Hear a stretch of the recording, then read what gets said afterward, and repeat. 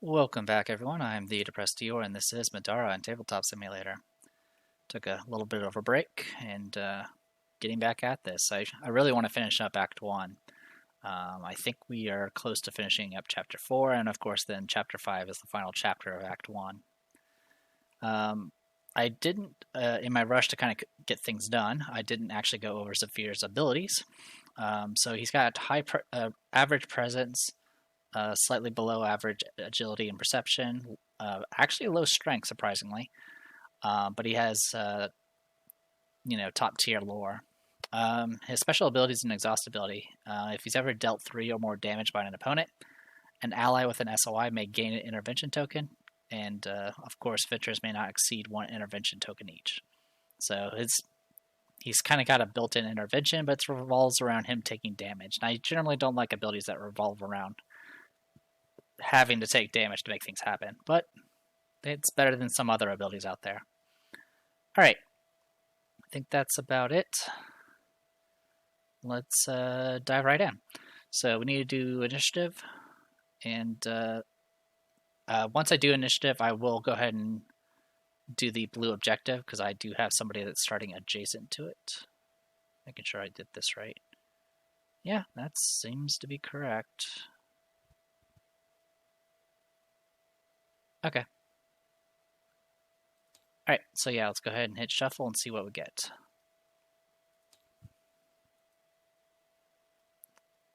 Alright, so it's going to be tree going first.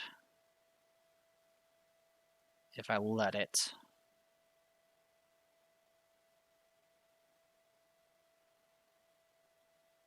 I don't exactly want tree going first is the problem.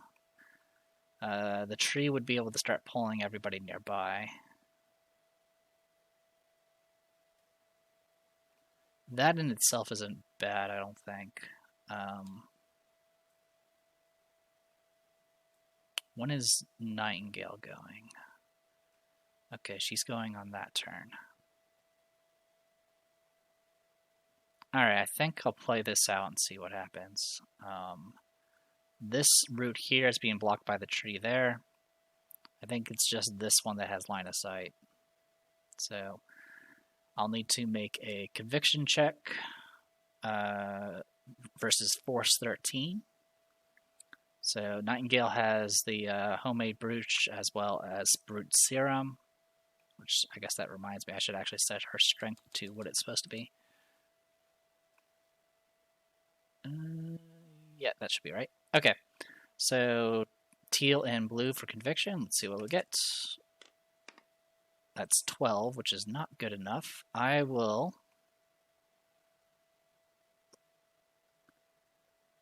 kind of want to reroll. Because I don't want to... If I get... being yanked isn't the end of the world. Actually, sorry, I completely forgot about the blue objective. I apologize. An adjacent adventurer may make an encounter action. Okay, so I don't actually have to read it yet. So I would be pulled blue spaces towards that route, which in itself isn't a big deal.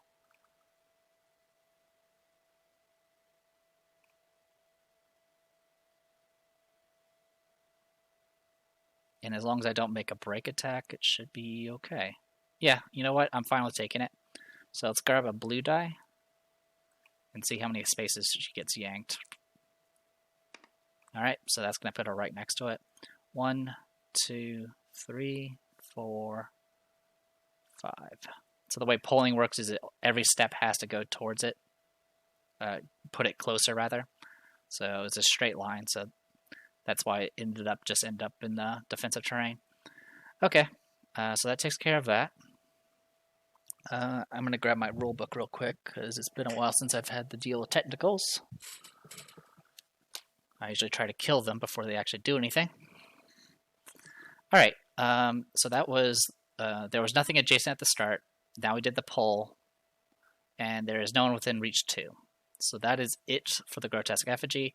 The damage from the roots doesn't happen until the start of the tree's turn, or if you provoke a break attack. So that the start of its turn had already passed by the time it pulled Nightingale away. Okay, so that takes care of that. Goes to Zeke next. Alright, good old Zeke. We're going to go ahead and get things started with a mend. Get his heal tokens up and running.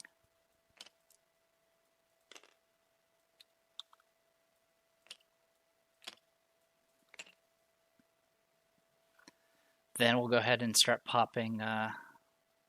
We'll do Mage Armor on Rook. So Barrier. I'll get him up to 6 armor, I think. We'll go ahead and get Courage.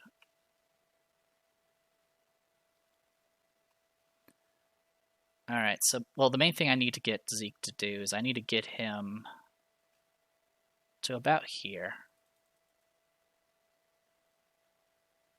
Yeah, getting him about here would get him, so that'll be, what, 1, 2, 3, 4, 5, 6, 7, 8, 9, 10, 11. Yeah, it's just too far away. I need to get him in range of the Corpse Collector. That's the plan. That's pretty much all I need to have happen. Because Corpse Collector are not immune to Condemn, so I can instant kill them.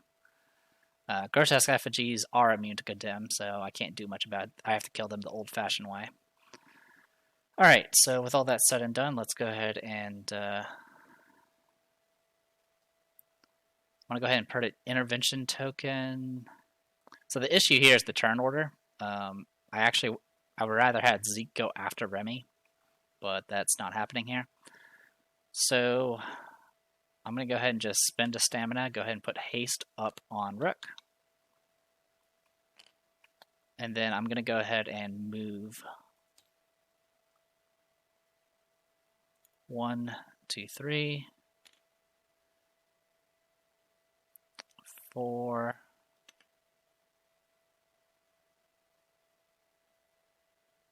I'm actually okay with standing on the tentacle, but I think I'll do this for right now.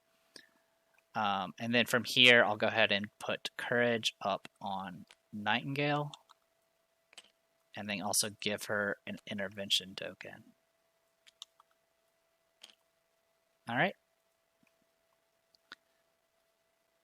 Yeah, the thing that's kind of awkward, if I was going with a non-summon build, Remy would be another damage dealer, and then all I had to do was just put a bunch of buffs on her. But since Remy is the summoner, she has to actually summon before I can actually do things with her. Alright, so that's it for Zeke. Goes to Rook. Rook is hasted, so you... Oh, actually, I completely... I should have gotten a stamina from haste. So I spent a stamina to apply haste, spent a stamina to move, and that left me with 2 stamina left. So I could have possibly... Yeah, let me step back. So I started here. I'll still be putting barrier. I won't be putting haste on Rook yet. Yeah, I completely forgot he's got Tabaki now. Also, I could do Chalice of Manala, but if I don't get a refresh, then it's gone. So no intervention, no courage yet. Put those. I'll put those to the side for right now. And see what we can make happen here. All right, so I have 4 stamina, so I can go 1 stamina here and go 1, 2, 3, 4, 5, 6, 7, 8. So that's a stamina there. 9, 10, 11. That'll be all of his stamina. That puts him right here. Why can't I move? There we go. SOI does go through enemies. And SOI is halved against Corpse Collectors because they're partially submerged. But I do have Chemlock and Sarah, so my 6 becomes a 3. So that does put him in range. I can still do things with Nightingale, so I'll go ahead and do that. We'll do Proof of Divinity and Intervention, so no haste. Put those back. And then I'm going to go ahead and pop Exalted Summoning. I'm going to do Minos the Contractor, which will do Conviction dice worth of damage and inflict Condemn. I really just do it for the Condemn. Put that on Corpse Collector. Okay. And then I'll go ahead and just roll this for posterity. Alright, it's going to do 13 damage to it. And that's done. Okay, that is it for Zeke. Sorry for rewinding there, but I completely forgot about the haste that he had already active. And of course, I still activate Mend and all that. Okay, so that takes care of that. Goes to Rook next. So Rook is not hasted, but he is barriered. I'm going to go ahead and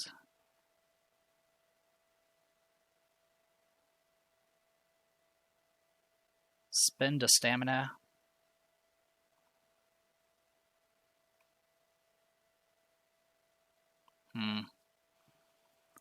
The biggest issue right now is the Murkhounds. So something to note up here is so this here is elevation 1. Is that right? No, sorry, it's elevation 2. So yeah, this thing here is elevation 2. Due to how the diagonals work, they still have to go through an adjacent tile, so they actually don't have line. There is actually no way to attack here because of how adjacency works. At least I think that's how it works. It's really kind of hard. I might just say it's adjacent for the sake of simplicity.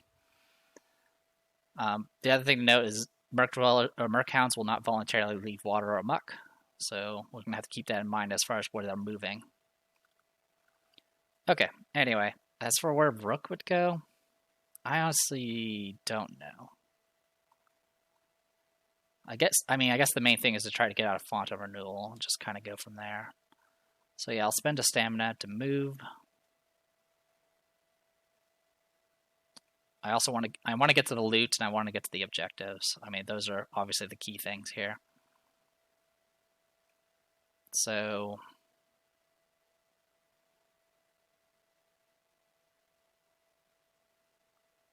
I'm kind of thinking here. I can't do anything to roots with Rook. Yeah, I think the best bet is maybe moving towards this Murkhound here and seeing if I can at least tangle it up for a bit. So 1, 2, 3, 4, 5, 6, 7, 8. So I'm going to provoke a break attack here. So let's make sure I did that right. So I went 1, 2, 3, 4, 5, 6, 7, 8. Yeah. So that's going to provoke a break attack. Cost me 2 stamina to do. I'm just going to let the Murkhound swing. Yeah, I'm going to let the Murkhound swing and see what happens. All right, 14 in total. I have a defense of 12, so it's going to be 2 damage base. Every shield is +1, so that brings up to 5. And then every Murkhound within SOI, including itself, gives +2. There is 1 other, so it's going to be 9 damage in total. So if I let this go through, it's going to do 3 whole damage. So I will go ahead and take the 3 whole damage. I'm going to go ahead and activate Brooding Mantle. Does not get wilted.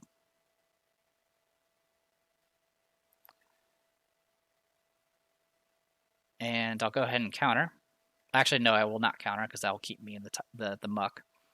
All right, and then from here, I'm just going to go ahead and spend a stamina to go ahead and do paralysis.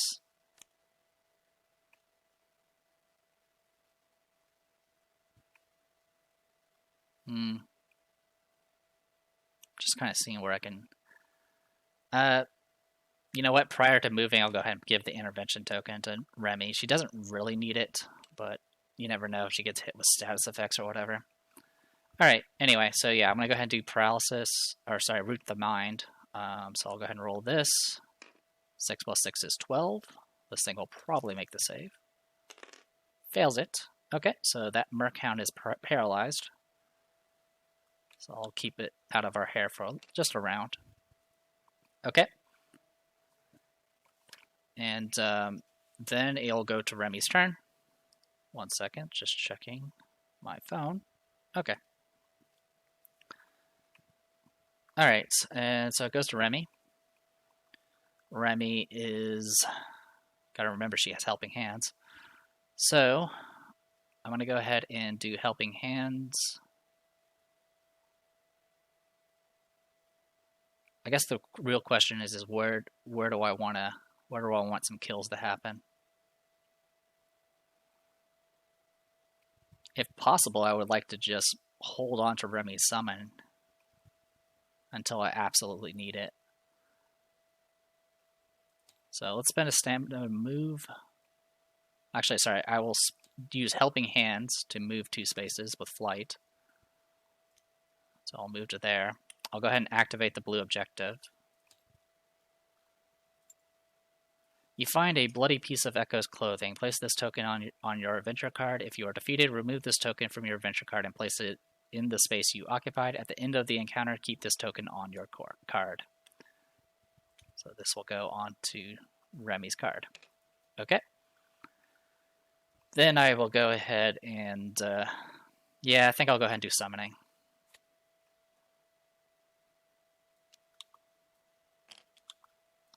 The sooner we do knock this out, the better.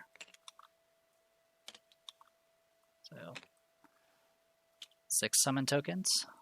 As long as she doesn't end up dying, which shouldn't be a big issue. I shouldn't have to deal with not shenanigans like Bria and Ezra this time. In fact, they're allies now. Alright, so yeah, bringing in Femke and DM, the dynamic duo. It has to be within SOI, so we're going to have to make this work. So what we're going to do is we're going to put Femke there, and DM here. They're in the muck, there's not much I can do about that. Alright, and we'll have DM go first, followed by Femke.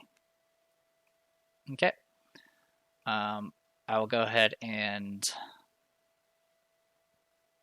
trying to think here, what do I want to use more than anything? Let's go ahead and spend, I'm going to spend 2 and go ahead and do haste on herself, and I'll in turn put haste on DM and Femke. And then that will be it for her. Okay, now it's going to go straight into DM's turn. It's DM's first turn, but she will get 1 stamina because of haste. I'm going to go ahead and activate False Idol. I have to be adjacent because these things are submerged. So we'll go ahead and target the purple Murky with False Idol. It doesn't cost anything extra, thankfully. And we'll go ahead and make the attack. It's going to be gray and green. No Empower because this is DM. I am not going to do Resonance. Alright, so 16, we are flanking, so +1 to that, so it goes up to 17. These things have 14 defense, so it'll be 3 damage base.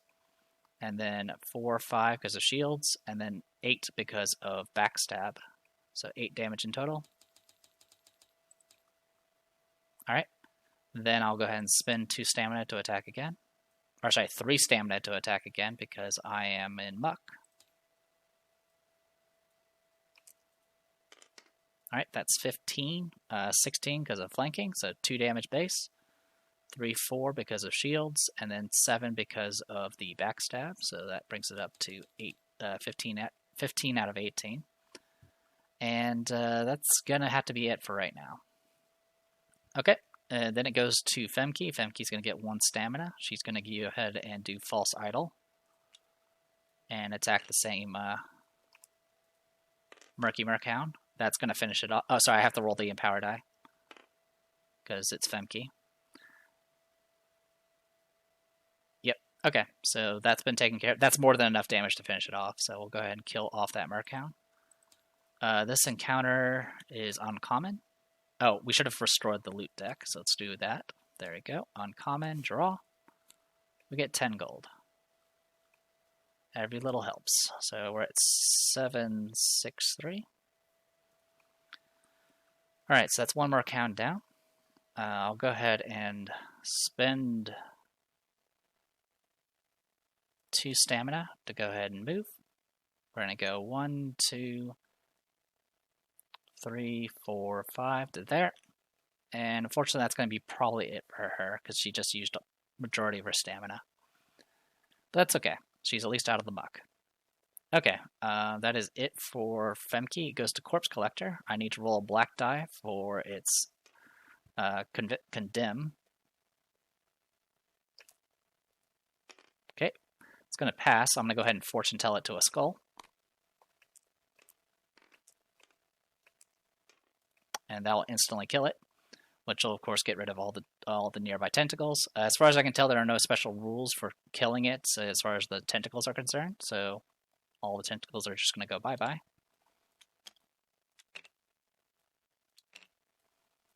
And this thing, instead of drawing any sort of loot, it's gilded, so you automatically get monster loot. Which of course we all know what the monster loot is. It is, of course, the Corpse Lotus. Now, this is kind of ambiguous, but I am just going to go ahead and give this to Zeke. Because he deserves it. Alright, so that takes care of that. That is it for Corpse Collector. It's off the board now. Goes to Nightingale next. So, on Nightingale's turn, there is one Murkhound that's still active, but we need to deal with these roots. So I think that's what I'm going to focus on. Haste is active, so I do get 1 stamina. We're going to go ahead and do 1, 2, 3, 4, 5, 6. Alright, I'm going to do a Precise Strike on Route 3 here. What's the range of these things? 6. 1, 2, 3, 4, 5, 6. Yeah, definitely in range. Okay, so yeah, I'm going to go ahead and shoot Route 3 with a Precise Strike. They're going to be not moving, so it's going to be +1 to the attack. There is no terrain between me, so we get to just go ham here. Alright, so that's 15, 16. Roots have a defense of 10, so right off the bat, I am doing 6 damage base with 5 irreducible. Roots only have 6 HP, so that leaves it with 1 HP left. And with the 6 damage base, it has 6 armor, but I have 4 armor piercing because of the black arrows, so that's going to leave it with 4 damage, and then that gets half to 2. So it does 7 before I even apply symbols, so that will kill that root.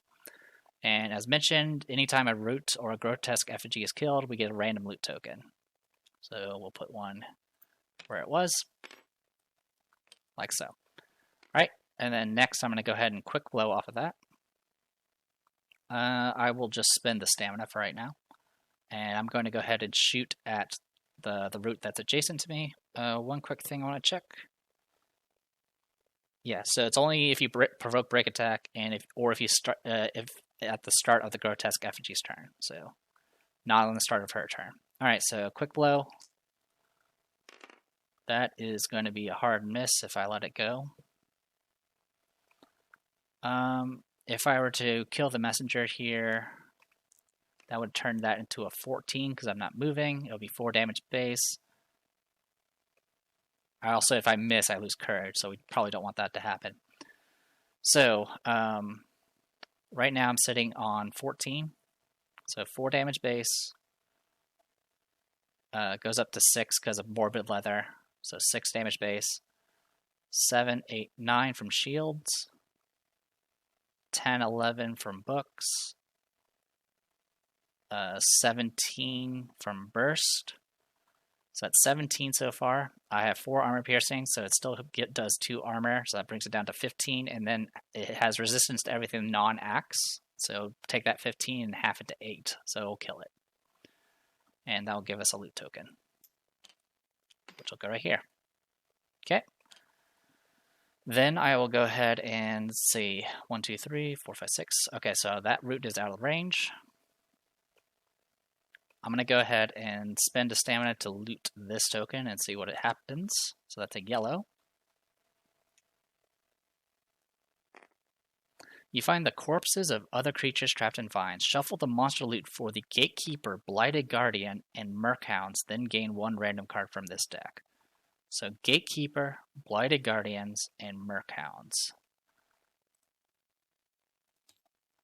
So that's Murkhound. That's a Murkhound. That's a Blighted Guardian. That's a Blighted Guardian. That's a Gatekeeper. And I think the other gatekeeper is the Poppet, which we already have. That's a grotesque effigy. Yes, it is. That's a Lich Worm. I'm pretty sure. Oh, that's Waterloa. That one there's Living Ablation. Okay, yeah, that's all of them. So all 5 of these. We'll hit shuffle once and take the top. Okay, we get the Scrying Eye, which is flip to pass a skill check. Alright, cool. Monster loot is always welcomed. Because once we get to rare tier, we're going to pretty much have to burn monster loot just to pay for upgrades. Alright, so that takes care of that. That is yellow loot token taken care of. So what I can do is I could keep shooting the roots by moving first. Also, we never used her ability, so that should be removed. Okay. So, yeah, big thing is trying to keep out of the range of the grotesque effigy. Yeah, I think I will go ahead and pop like the shadows and move 2 steps up here, and then take a shot at 1, 2, 3, 4. Okay, so I'm out of sight. The trees are blocking the side of the effigy. I'll go ahead and spend 2 stamina to shoot, and we're going to shoot through hindering terrain. But I still technically have not taken a move action, so it's going to be +1, -1, so just a raw roll. Alright, so that's going to be 12 if I let it go through. Let's re-roll that 5 and see if we can make something slightly better. That is slightly better. Alright, so it's 16. So it's going to be 6 damage base, +2 for Morbid Leather brings it up to 8. Then it's 9, 10, 11, 12, 13, 14, 20 damage. And then it gets reduced by 2, goes to 18, and then gets half to 9. So it will kill it. And I'll put the last loot token up there. Alright, so that leaves only 1 root left, which means Grotesque Effigy won't be teleporting much. Now, right now, the Grotesque Effigy is in 4 tiles of hindering terrain, so it actually does get +1 defense and all that, so something to be aware of. Okay, so that is it for Nightingale. It now goes to Merkhounds. One of them is dead, the other one is paralyzed. Now the paralysis is worn off. And then this Merkhound is going to... Is an opponent within range 8? Yes, technically it's just Zeke. So Zeke is... I'll go ahead and attempt to dodge this attack. He has no black die. Now he does. Roll. Okay, that's just going to be +1 if I keep it. I'm going to go ahead and use Zeke's Nimble Fighter and reroll. That's much better. Alright, so that puts him at +1 shield because of cloth. Puts him at 16 defense. Alright, misses. I do get an auto counter, so I will go ahead and roll the 2 green dice for that.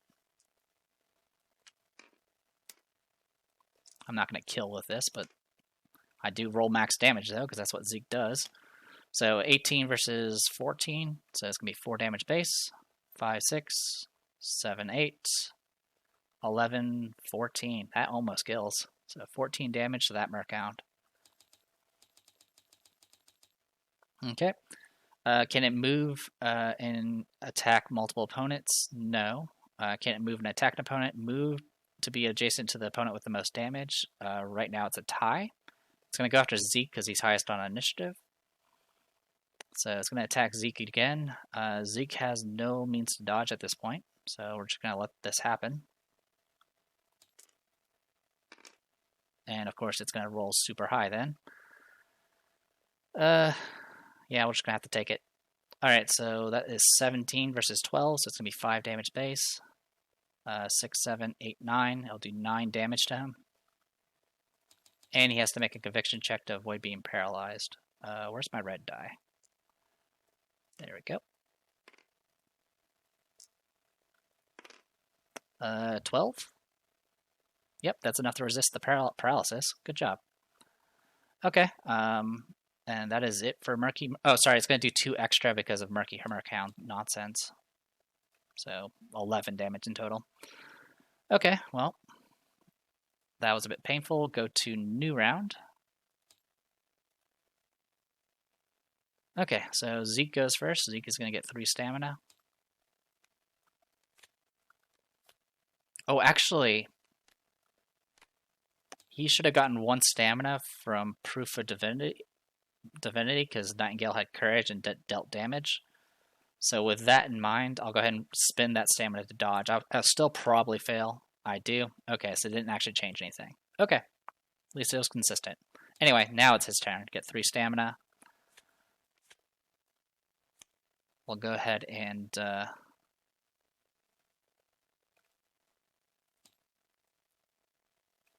works out. He'll go ahead and put courage on DM, which in turn will put it on the other Esper as well as the summoner. Also, we'll go ahead and put intervention on DM because I do have line of sight. Okay. Then I will go ahead and spend 2 stamina. Actually, sorry, I'm also going to go ahead and put mage armor, put barrier up on them as well. Okay, and then I will go ahead and, at this point, go ahead and swing at... Actually, I'm not going to swing. I'm going to throw. So, 1 red.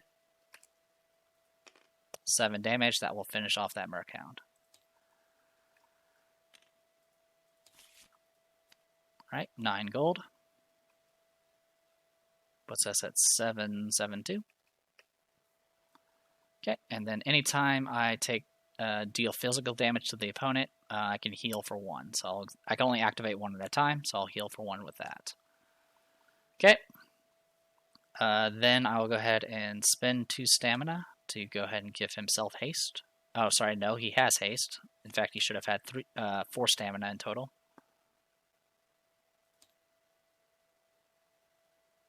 Yeah, he should have 4 stamina in total then. In that case, yeah, he just spends a stamina to move.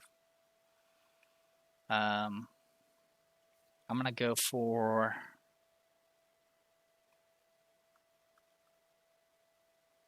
Who's going next? DM. And then it's going to go Grotesque Effigy. Okay, that's not a big deal. 1, 2, 3, 4, 5.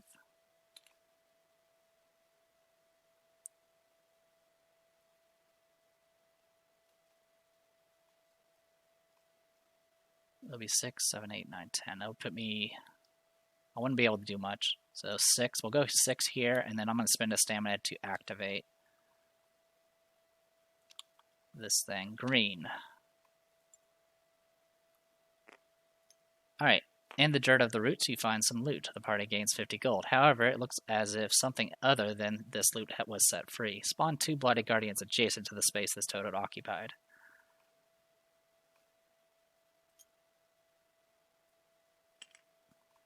Okay, well that's a problem. So we get 50 gold. That's the good news. 8. So that puts us at 822. And now we're going to be dealing with Blighted Guardians. I think they're still... I think it's still regular ones, but I'm going to check.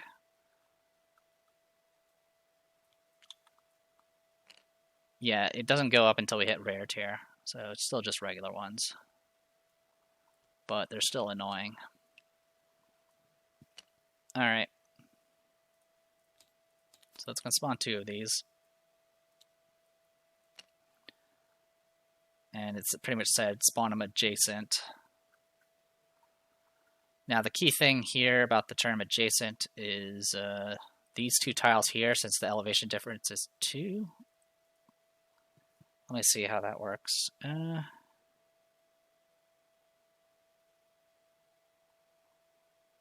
a higher elevation may draw line of sight on lower elevation.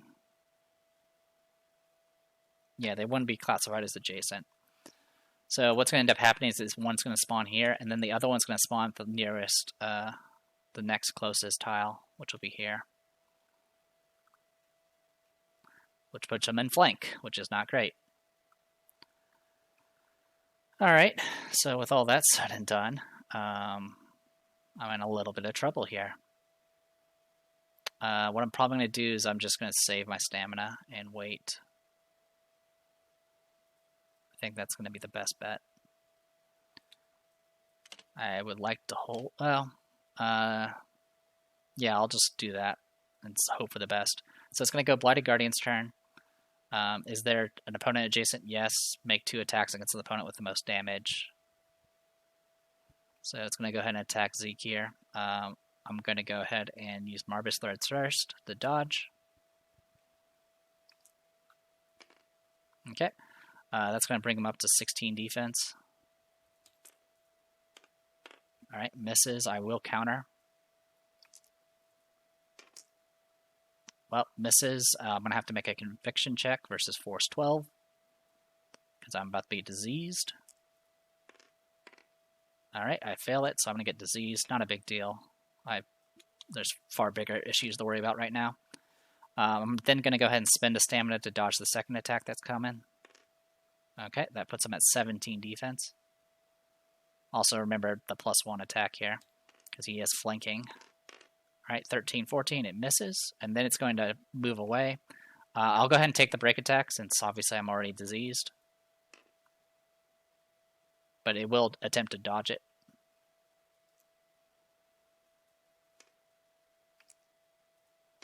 Okay, so it has 14 defense. And I'll make my attack. Alright, misses. Alright, already diseased, so it doesn't matter. And it's going to move to be up to range 4 from the nearest opponent. Which will be pretty much here. That's 4 range. You can drop down 2 elevations safely. You just can't climb back up. Alright, then the second one's going to come swinging. I'm going to go ahead and dodge the next attack with the last stamina. I'm going to go ahead and reroll it using Zeke's Nimble Fighter. Okay, so that puts him at 16 defense. Now, no more +1, thankfully. 14, just barely misses, and then it's going to make a second swing. 12 exactly, so it does hit. The damage is going to be 2 physical from the symbols. So 12, and then he has to make a conviction check to avoid being poisoned. 12 exactly. Resisted it barely. Alright, and then it's going to go ahead and move away to be within range 4.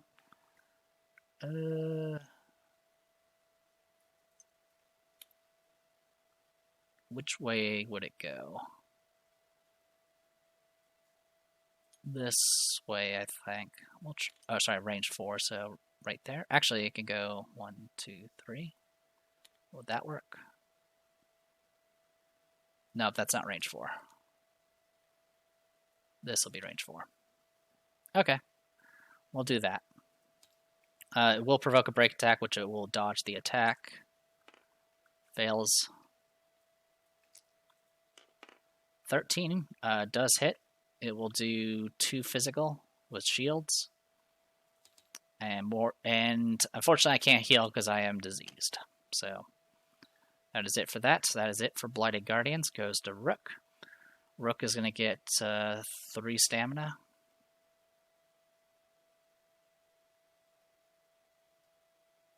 When did Rook take damage? He should be at full. Oh no, he got hit from the Murky. That's right.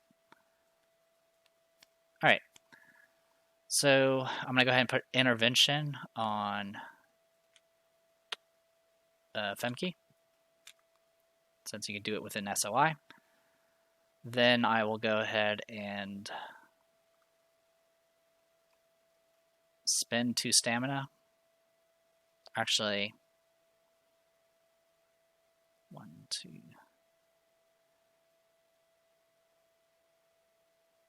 Yeah, that might have to be where I put it. It's not the best place to put it though. So yeah, tell you what. First, we're going to go ahead and swing, see if we can make something happen here. I could do.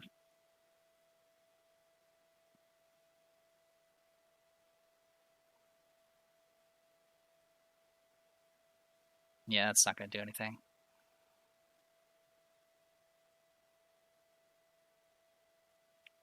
Alright, so yeah, I'll spend... Did I do damage to this thing earlier?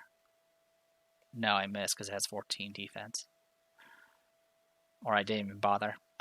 Alright, so... I'm trying to think here how I want to do this. I'll try to put Wilt on it. I think that's what I'll start out with first. So that's 13 in total. Okay, fails it, so it gets wilted. And then I'll go ahead and do a Curd Stifle on it. Alright, that's 10 in total. That's going to probably save that. Yep, okay, not a big deal. And that's it for Rook. Goes to DM.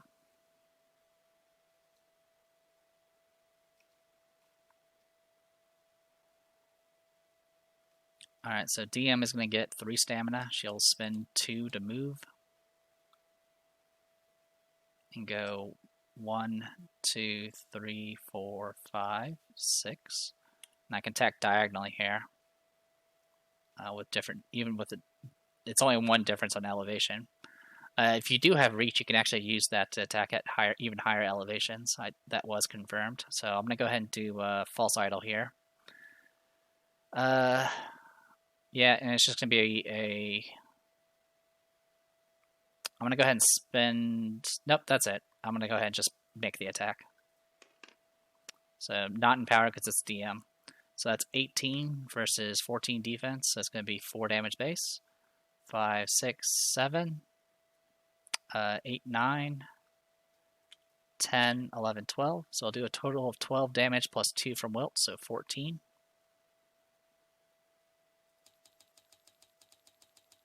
And then I am going to activate Blood Toll, get 2 stamina back at the cost of 2 health, and then spend 2 stamina to attack 1 more time.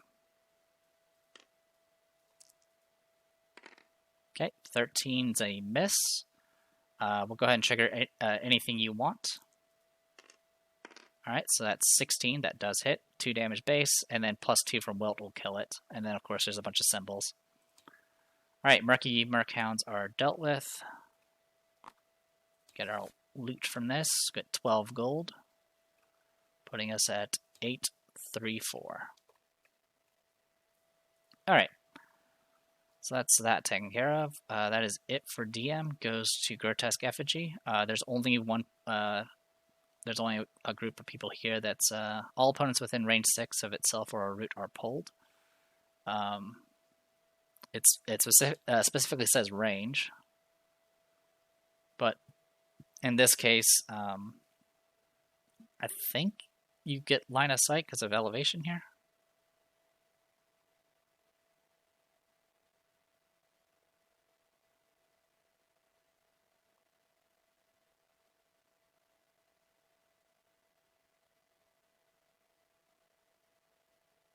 I think so. So I'm gonna assume so.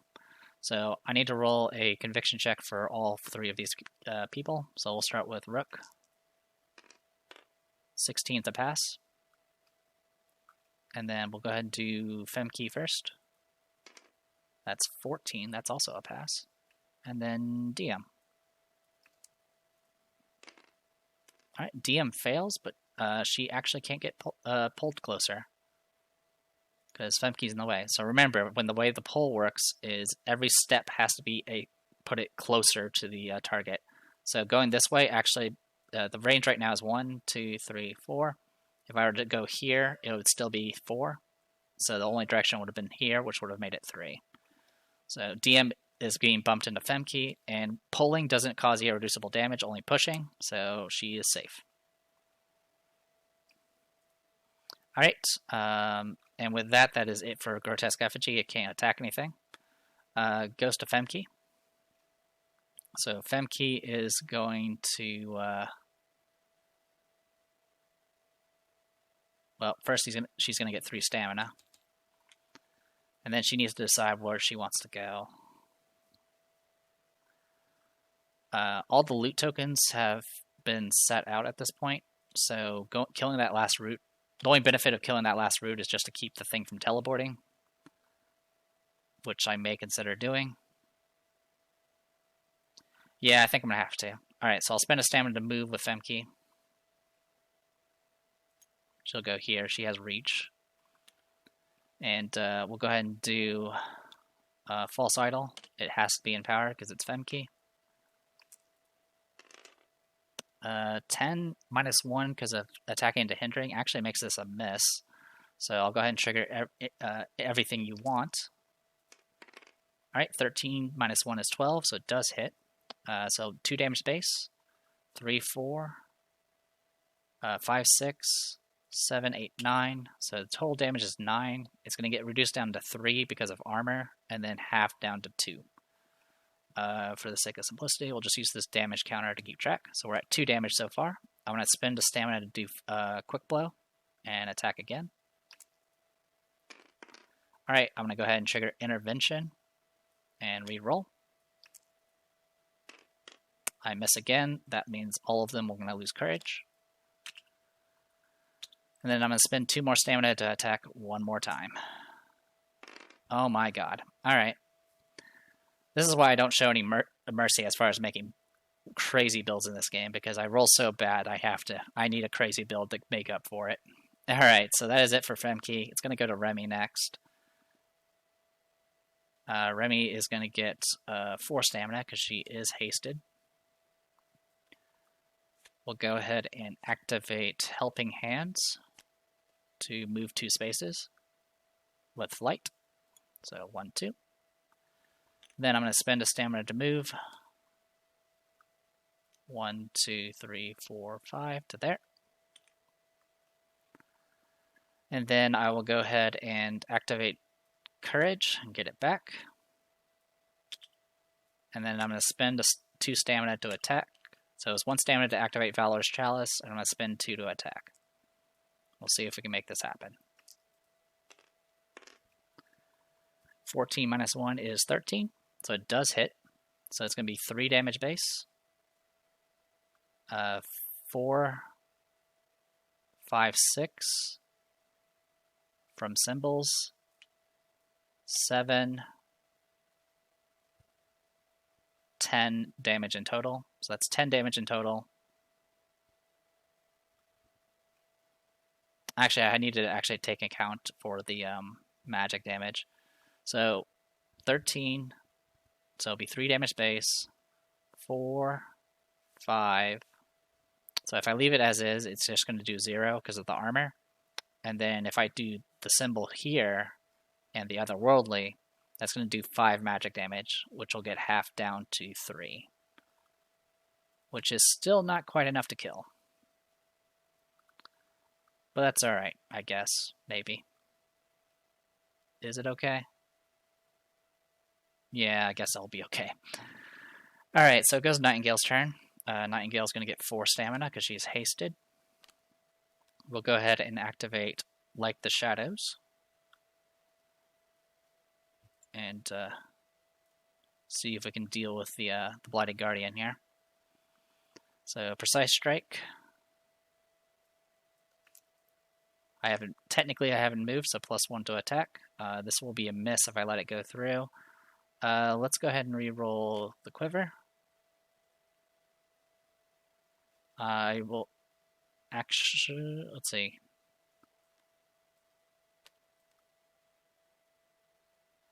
Yeah, I'll go ahead and re-roll the, well, that's still not great. I'll use the intervention token and re-roll both dice. That's what I wanted. Okay, so that's 13 in total. 14 because I am haven't technically moved. So 1 damage base.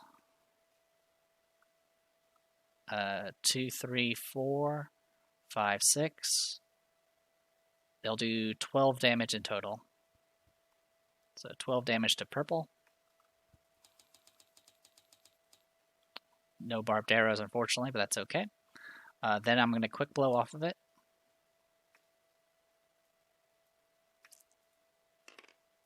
Uh, 12 plus 1 is 13, so it does hit. just barely, because they have 13 defense. So it's going to be 1, 2, 3, 4, 7. It'll do 7 damage in total. Alright, then I'm going to spend 2 stamina to shoot one more time at the same target.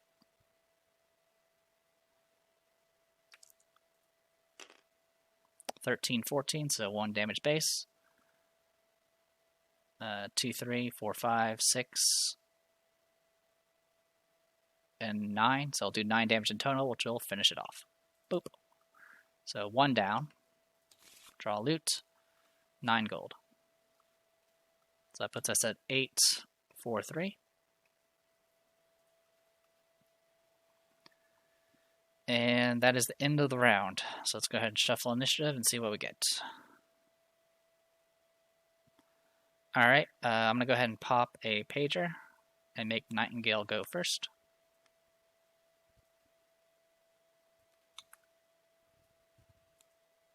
Okay, so Nightingale's going to go first, goes up to max stamina. She's going to spend a stamina to move.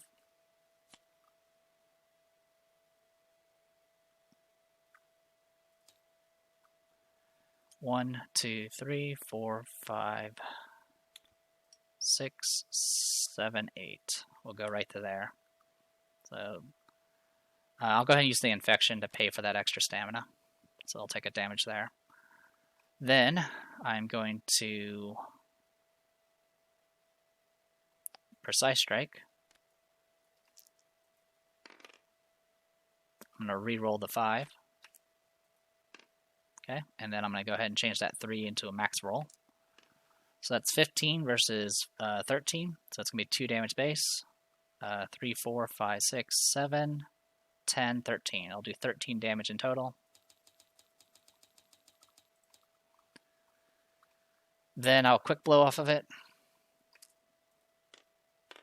Alright, that's 16. So it's going to do 3 damage base. 4, 5 because of Morbid Leather. 6, 7, 8, 9, 10, 11, 12. 15, 18. I'll do 18 damage in total, which will kill it.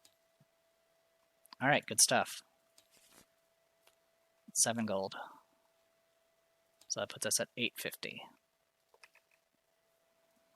Alright, and that's it for Blighted Guardians. If that had not worked, I would have just thrown 4 purple dice at it and killed it. Anyway, it goes to Remy. Remy's going to get 4 stamina. She's going to spend 2 stamina to attack. 15, 14 because of hindering terrain. So that puts at 4 damage base. 5, 6, 7. As long as I do 1 point of damage, which I am at this point, it's going to kill it. Because I did 5 earlier, so that will finish off that last route. Alright, and that takes care of that. Is there anything I want to loot? Yeah, I think I'll have her go after the loot. So I will spend 2 stamina to move. 1, 2, 3, 4, 5, 6, 7, 8. And then I'll do Helping Hands to move 2 more steps this way. Okay, I'll take care of that. Goes to Rook next. Rook is going to get 3 stamina, spend 1 to move.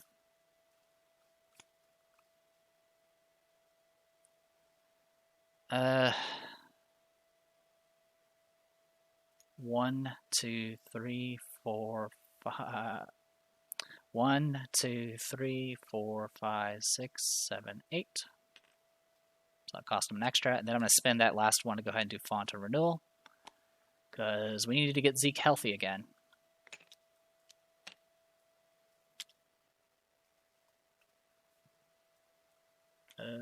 Why is that stuck? Why is that stuck?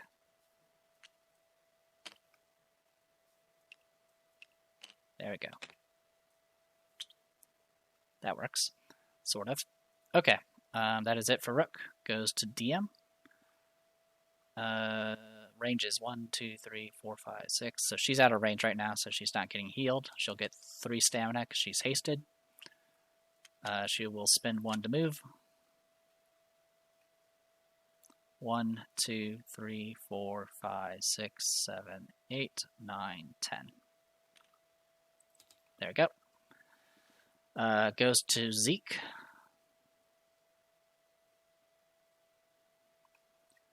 Zeke, we're just gonna get 3 stamina here. We're gonna spend 1 to move to get to here. Spend 1 to get the token. So that's a green token. You find one of Echo's daggers. It's broken and covered in thick mucus. What's left of the blade is wrapped in one of the soul citrus threads. Place this token on your adventure card. If you are defeated, remove this, blah, blah, blah, blah, blah. Same stuff. Okay, so that will go on his card. I'm going to go ahead and spend a stamina to swap in the bottomless beverage. We'll take out Hemlock and Seraph right now because I don't need it. The reason why I have extra space, by the way, is because of Adventures Pack, if you don't remember. And I'm going to go ahead and use the bottomless beverage to remove all effects. So it's going to get rid of disease. That way I can start healing sooner. Alright, that is it for Zeke. Goes to Grotesque Effigy. Grotesque Effigy is 1, 2, 3, 4, 5, 6. 1, 2, 3, 4, 5, 6. Yeah, out of range. So can't do anything this round. Alright. Goes to Femke, who is all the way over there. She'll get 3 stamina. She'll spend 1 to move. 1, 2, 3, 4, 5, 6, 7, 8. Alright, and that's end of round. Start new round. Alright, so DM's going to heal for 2, because she's within range of the font. Alright, spend 1 stamina to move.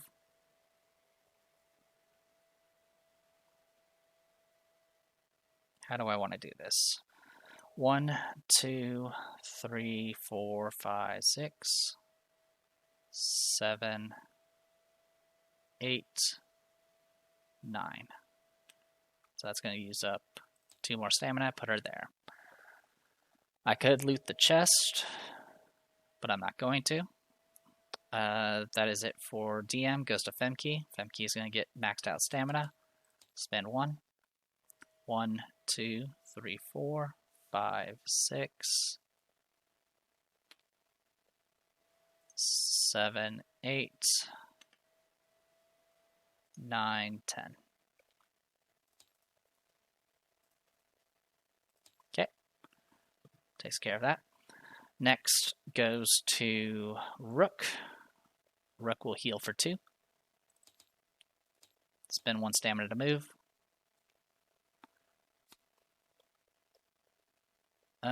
First, actually, he'll put intervention onto Femke. Then he'll move. Do I have Hemlock and Sarah? I do. Alright, so 1, 2, 3, 4. I'm going to go ahead and activate Augmented Monocle and give it this thing Nemesis. 1, 2, 3. Yeah, I have line of sight to that spot there. Alright. And then I'm going to spend a stamina to go ahead and grab this red objective and put it on his token. So the only person that doesn't have one now is Nightingale. So red objective, you find a spattering of blood and dirt and pull a tooth from the muck. It looks like Echoes, probably. Place this on your adventure card, blah, blah, blah, blah, blah. Okay. Then I'm going to go ahead and spend a stamina to attempt to put Wilt on this thing. Is it immune to paralysis? It's immune to condemn. Okay. Yeah, I'll try to put Wilt on it. Alright, 13 in total. Alright, fails it, so it's now wilted. Alright. Goes to Grotesque Effigy's turn.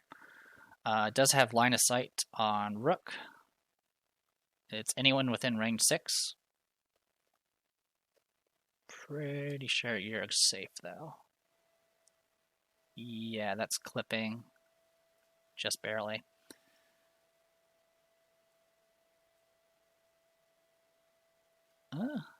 Maybe. It's technically clipping a corner, so I'll just leave it. In any case, it's still going to go after DM and Rook. So DM, you need to roll for your conviction. 11's a fail. And then Rook.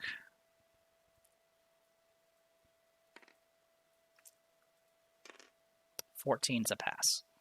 Alright, we'll go ahead and roll the blue die. It's going to polar max. Yeah.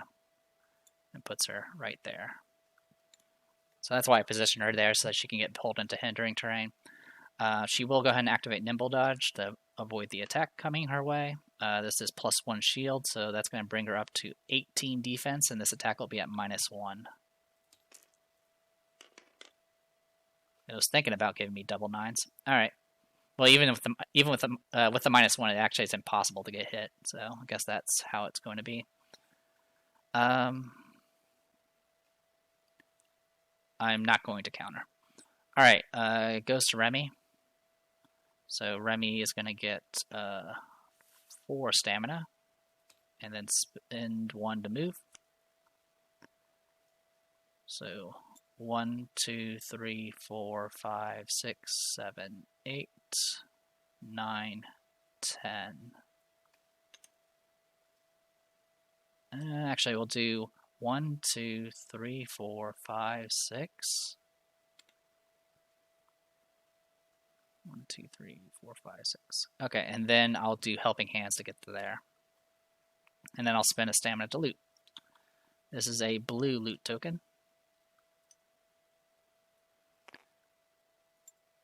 The party gains 20 gold. Make a lore check. Alright, so 20 gold. Puts us at 870. Unfortunately, her lore is 2, I believe. Yes, it is. So good luck, I guess. I do have an intervention token, so let's hope we can make that some use. Okay, 14 plus 2 is 16. So if you pass, you find a false bottom in the chest and gain 20 gold. Okie dokie. So they'll put us at 890. Alright, next. Unfortunately, there is a trap inside of the false bottom. A shockwave ripples through the air, sending you sprawling. All adjacent figures must make an agility 10 check. If they fail, they are sent 6 spaces away. Alright.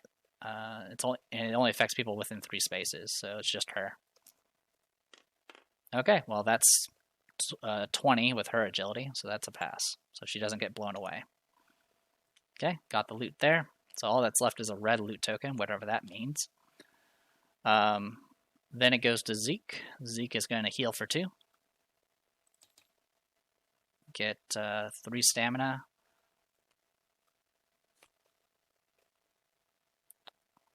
He's going to give himself an intervention token. Actually, no. He will...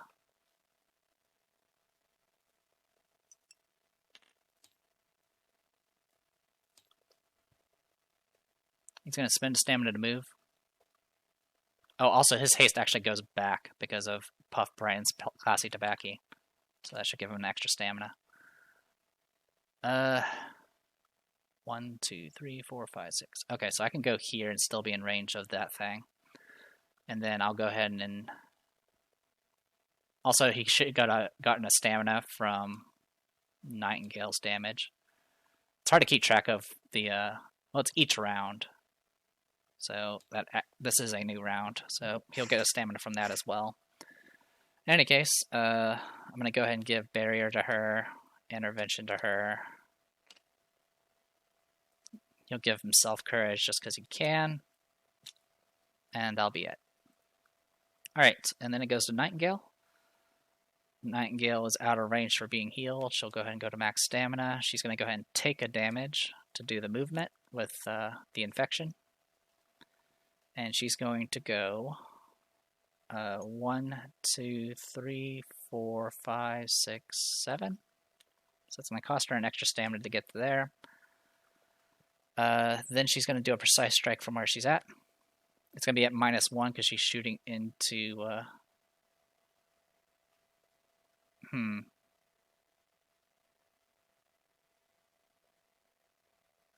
I went 1, 2, 3, 4, 5, 6, 7. If I go 7,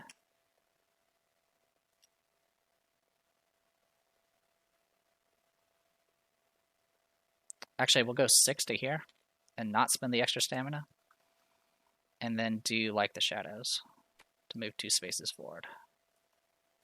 There you go. And then I'll do precise strike. It's still going to be at -1 because I'm shooting into hindering and I've already moved.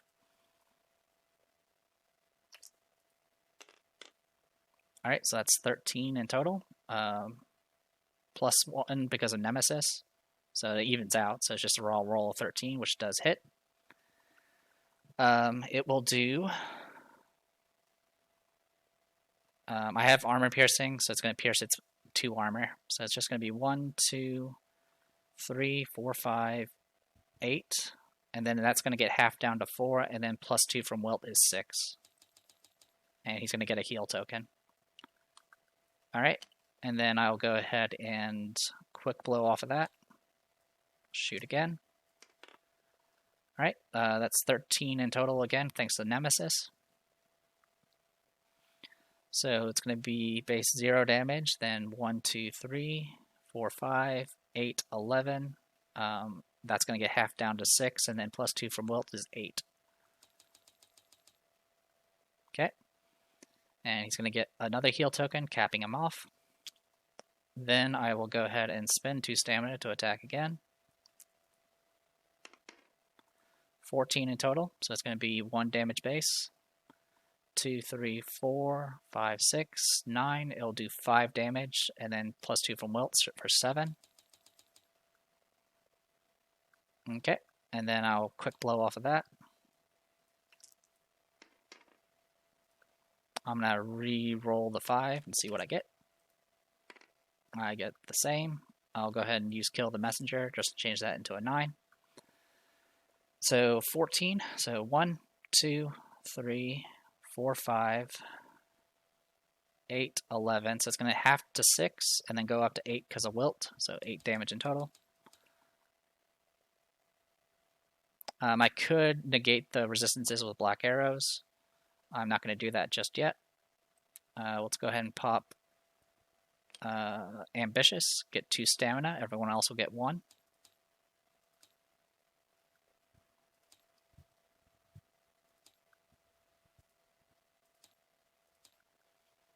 Okay. She'll spend 2 stamina to attack again. Okay, 16 in total, so it's going to be 3 damage base. +2 from Mortal Leather brings up to 5. 6, 7, 8, 9, 10, 11, 12, 13, 16, and then Wilt bring it up to 18. I will go ahead and use black arrows at this point to negate resistances. So let's do the math again. So 16, so it would have been 3, which will trigger Morbid Leather, so that's 5. 6, 7, 8, 9 from shields. 11, 13 from books.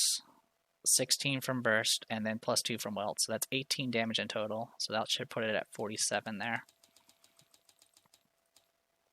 And then I will go ahead and quick blow off of that for 1 more shot.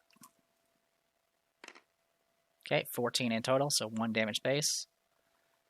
2, 3, 4, 5, 6, 9. I'll use black arrows to ensure that it doesn't get halved. So that's 9 in total with Wilt, brings it up to 11.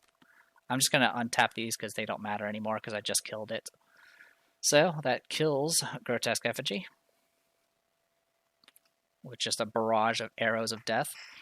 So it has Avarice 4. So the way I'm going to do this is I'm going to move this 1 step over. And the Avarice increases the loot by that much. So base loot, of course, is 1. And then +4 makes it 5. So we're going to draw 5 cards here.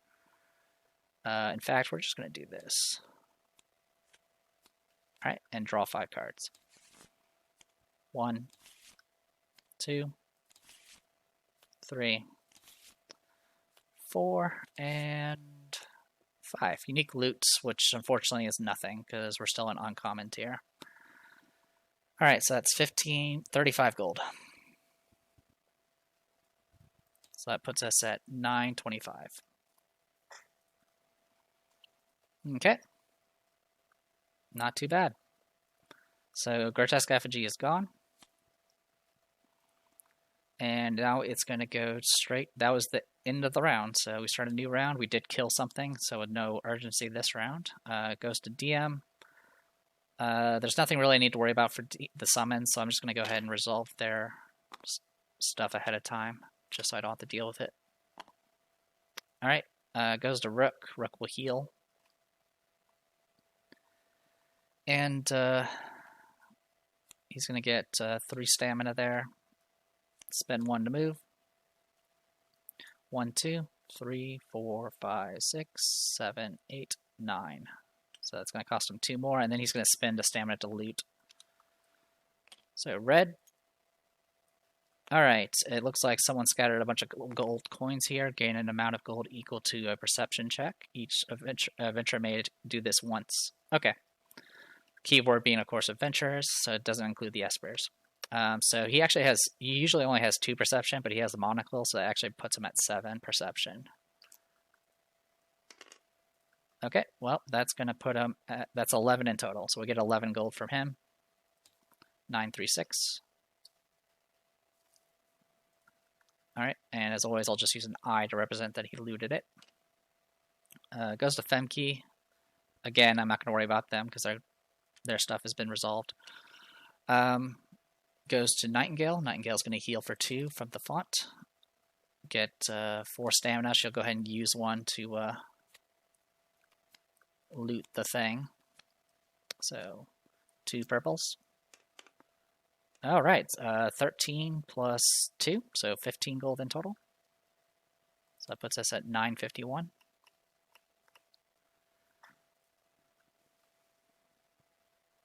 That armor we got when we got Zephyr was worth over 200 gold. So even though we're approaching 4 digits on our gold, it's only going to be enough to buy like 4 or 5 items. In any case, I'll go ahead and resolve that over there. Anyway, that is it for Nightingale. I'm going to go ahead and move her just so she can get out of the way. Oops, sorry, wrong person. So spend a stamina to move. Oh, also she needs to get the thingy. So 1, 2, 3, 4, 5, 6, 7, 8. We'll just go right there. That'll cost an extra stamina, and then she'll loot the yellow thing. So now all of them have an objective. I'm going to go ahead and clean that off since this encounter is practically over. Yellow objective, you find a patch of loose skin covered in gore. It looks like the Soul Stitcher discarded some of Echo's spare parts. Blah blah blah, place the token. Okay, goes to Remy. Remy's going to go maxed out stamina, spend 1 to move. So 1, 2, 3, 4, 5, 6, 7, 8, 9, 10. So I'll cost her 3 stamina in total. Do helping hands to get the rest of the way, and then she'll loot.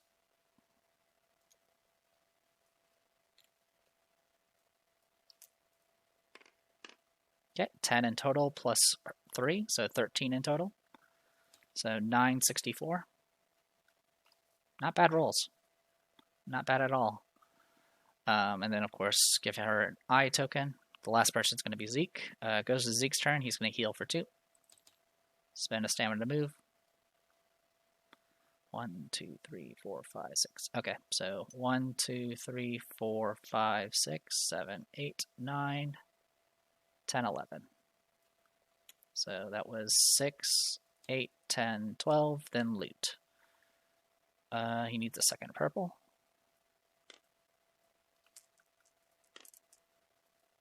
Alright, so that's going to be a total of 6 plus 6, so 12. So 976. Okay, and then we don't need these eyes anymore.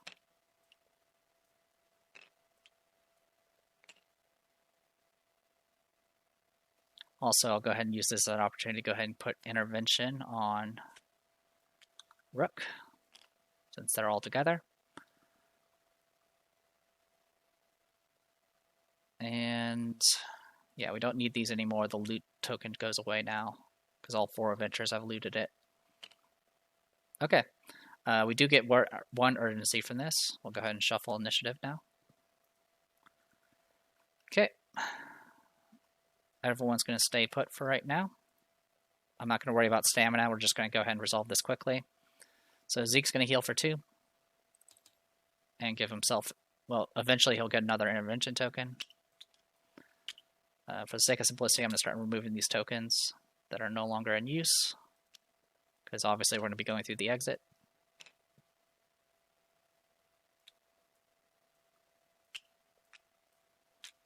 Okay. So he heals for 2. And then everyone else is just going to hang out for right now. Get another urgency token. Okay, Zeke's going to heal for 2.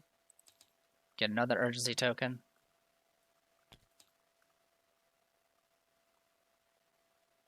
Yep, he's just within range. Yeah, within 6 spaces. Okay. Zeke's going to heal for 2 more, and then he's going to run for the exit. At this point, he has 5 stamina, so he should be able to make it. So 1, 2, 3, 4, 5, 6, 7, 8. Boom. Okay. An adventurer ends their turn on the blue exit. Each party member gains 1 experience point. Alright. And while we're at it, we'll go ahead and reset everything. Also, we do get our loot stuff. We're going to go ahead and give Remy one of those. And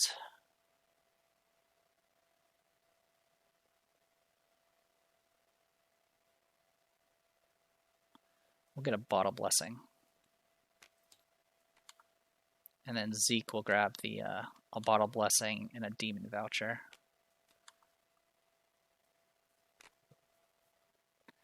Okay. So yeah, it's 2 each because of Penumbra Architects. Okay. In any case, everyone gets +1 experience.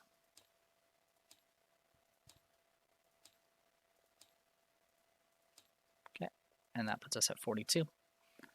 Then we needed to check if the party marked the story flag reluctant partnership and continued to a soulless slave 341.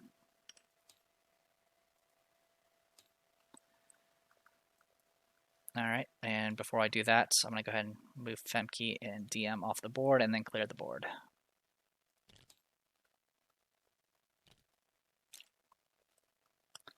Haven't even needed to summon Elifie yet. I mean, to be honest, Elifie's kind of just a extra meat shield at this point. Echo. Zephyr led the way into the cave, holding a glowstone high over his head to light the way. Echo, where are you? His voice reverberated strangely off the stone walls. Nightingale followed close behind. She had been inside a few caves before, both on Earth and on Middara. This one was similar, but more impressive than any of the ones she had explored.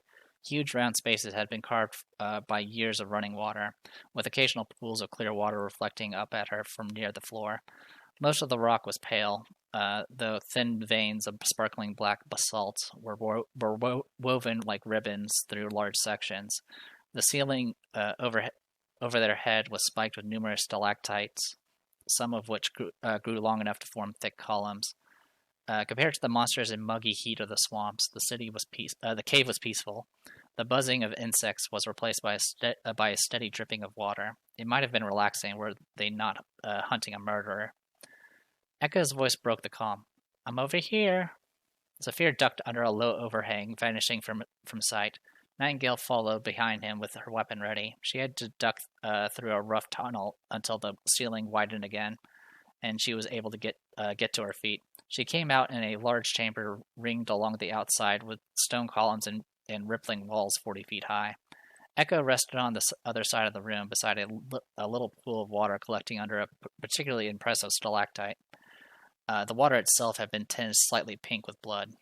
You found me. She watched from across the room as Nightingale's friends came in from the darkness behind her. Echo didn't sound angry. If anything, she sounded worried and afraid. You shouldn't be here, Zephyr. Charon's power is close. If he makes me, I'll have to fight you. You should turn around and leave. Get as far away from me as you can. Echo is resting upright against a large boulder. There were fresh stitches all over her body, poking through new rips in her clothing. If the mysterious Esper can heal Echo's injuries as fast as she takes them, how can I hope to beat her? A tinge of fear ran through Nightingale at the thought. I can't do it. I can't do that. Zephyr didn't draw his sword, but he did begin walking towards Echo. I can't let Charon escape. Too many of her friends died to trap him there. I owe it to them to make sure their deaths meant something. Echo winced, lurching to her feet. She drew both daggers with shaking, unwilling hands. Get out! She screamed as tears streamed down her face. I don't want to hurt you, but I can't fight it much longer. When the Soul Stitcher returns, I'll be forced to fight. Zephyr stopped walking a safe distance from her. He stood for a moment and stared. Then he spoke, his voice quiet but firm. I'm not leaving. I still love you. Echo screamed as tears streamed down her cheeks. Stop it! You need to leave. Please, it'll make me kill you. The air above her ripped open violently, the space cut like fabric. The horrifying Esper, a mere suggestion of a robed figure, emerged in the air above her. Nightingale can see the swirling energy within, except for a pair of terrible eyes. One darted around, fixing on each of them in turn. The others seemed only to see Echo and never wavered from where she stood. Glowing threads wrapped around Echo's neck, arms in her hands. I know you, Zephyr continued. You want to stop Charon as much as I do. You wouldn't have fought by my side to trap him if you didn't. Let me take the Pontifex. Let me take this burden from you. I can't stop it. Echo screamed as the creature behind her tugged at the glowing cords, yanking her forward. She stumbled a few steps before looking up with a wide grin. I'm sorry, Zephyr. I'm so sorry. I know. Zephyr drew his sword, raising it into a high guard. I'm going to free you, Echo. Continue to Echo and the Stitcher, 343. Well, there's your picture. Bum. Yeah, and she's not wielding short swords. She's wielding literally giant daggers, is the term. Anyway, inside the cave, the Soul Stitcher vanishes, disappearing out of sight. However, Echo doesn't look scared that her Esper isn't around. In fact, she doesn't look any less prepared to fight to the death. Load page. Okay, so we're going to do this real quick. Boop. And I'll reset him. Probably have to do the same for Soul Stitcher in a second. Alright, so win condition, of course, we have to defeat Echo. More than likely, we'll have to deal with the Stitcher first. So, if you have not revealed small hidden card UM41, reveal it now to access Echo's second initiative card. Echo will use 2 initiative cards for this encounter. So for this one, she definitely will have 2 initiative cards. Okay. Cornered when setting up this encounter after dealing the initiative cards, move both Echo's initiative cards to the back of the initiative track. Alright, well then I'll just leave them out.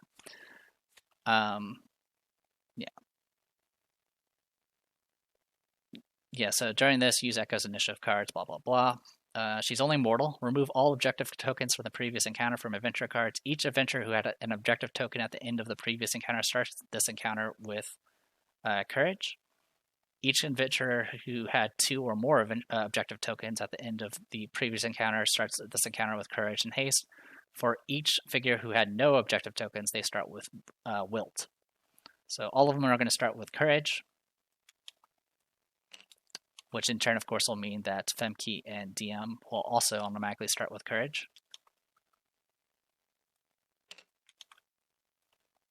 Is it figure? Yeah, it says adventurer, so it doesn't matter. So good stuff there. Gets courage and gets courage. All right. And then I can go ahead and get rid of these tokens.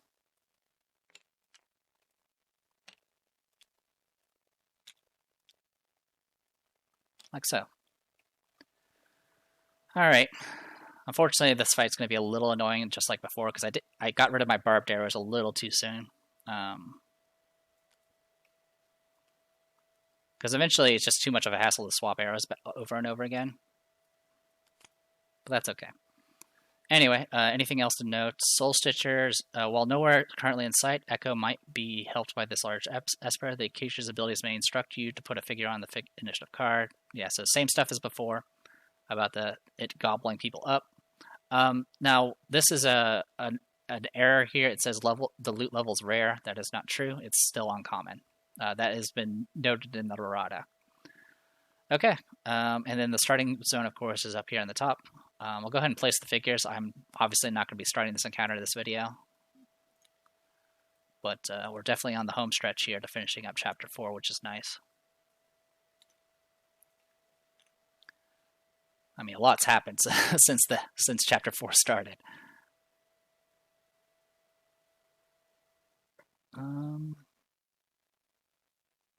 Okay, there's actually an error on this. This muck token should be moved over one space. Everything else is correct. Okay, not a big deal because you're probably not going to be in that far corner to begin with, but it's still good to know. All right.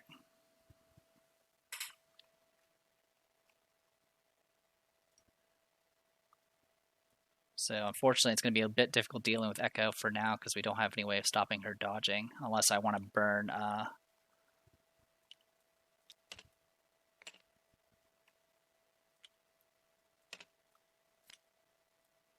Exalted Summoning, but that's not something I want to do right off the bat. Though technically the Soul Stitcher's not on the board, so you can definitely put effects on her, but chances are, since the Soul Stitcher's mentioned, we're probably going to end up having to deal with it. And once it's on the board, she becomes immune to effects. So that's going to be the toughest part, is kind of just pumping the damage to finish her off. And making whatever trigger is supposed to trigger. And of course, she got 2 initiative cards, so she's just going to be just a huge pain.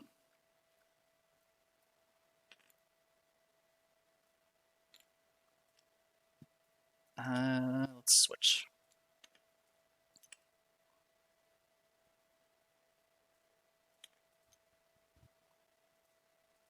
Okay. And yep, I think that'll be it. So I'm going to go ahead and save here. And when we come back, we will have the boss fight against Echo and the Stitcher again. And hopefully this will be the last time we fight them. Hopefully you guys enjoyed this. I'm definitely taking long breaks from this can be a bit difficult for me on my side. And also, kind of since I've been playing this game so much on my own and in other groups, I've kind of already seen better builds than what the builds I'm already using, with a few exceptions. Nightingales is kind of the one is kind of the norm for archers.